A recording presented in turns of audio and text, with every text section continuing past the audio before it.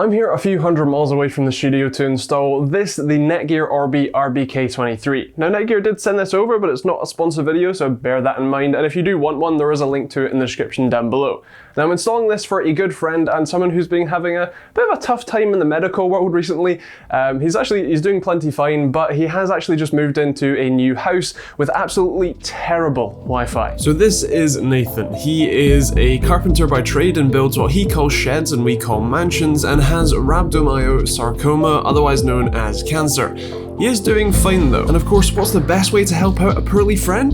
Give them the best Wi-Fi setup they can get for their new house. So we've got all of them out, and as you can see, the blue topped one is the router. This is the one that we're going to put where the existing router is, but these can actually run in wireless access point mode if your existing router doesn't let it put itself into a modem mode or whatever else. You can just use these like wireless range extenders and network switches as well. So that option is available, but we're going to try a few different configurations and see where we go. So this is the one that's going down here. Where do you want the other two satellites? Where do you want this one? That one probably upstairs in my office, just underneath my PC, would probably work fine. And this one in the kitchen, just in the corner, out of the way.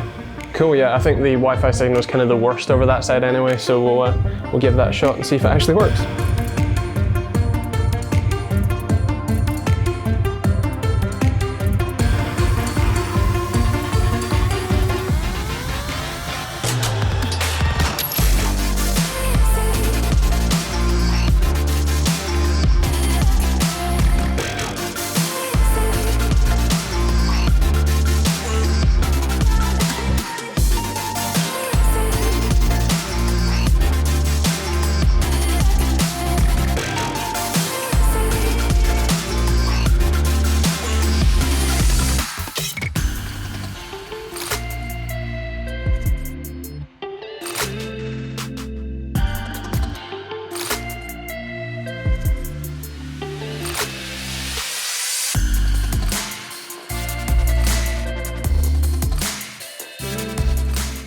Right, so now the router and both satellites are in place, let's go and set them up and make them work with the actually Netgear modem that we've got here as well.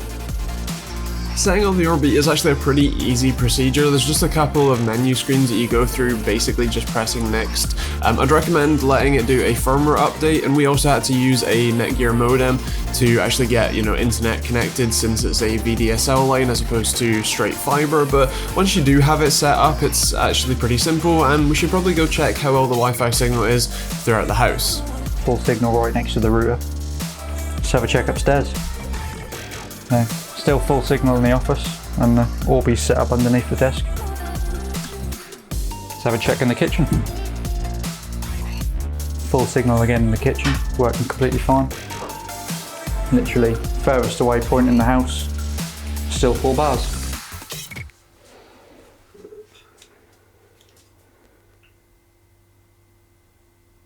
So that's it all set up, and we've had a quick test to see how well the signal is working, and it's actually really impressive, especially out back. We're getting some pretty great signal where the default router really wasn't handling it that well. In terms of speeds, it's not much of an upgrade currently, although it is a new line, and there is often a bit of optimization on the ISP's end that can mean after a small while your speeds can go up, so hopefully we'll see that happen with here too. Otherwise, that's pretty much it. If you want to check out the RBK23 that we're using here, then feel free to take a look at the link in the description. Thank you to Netgear for sending these out, although as I mentioned, this isn't a directly sponsored video. If you do want to check out my review of an Orbi kit, the bigger 2-unit one, then check that out in the cards up above.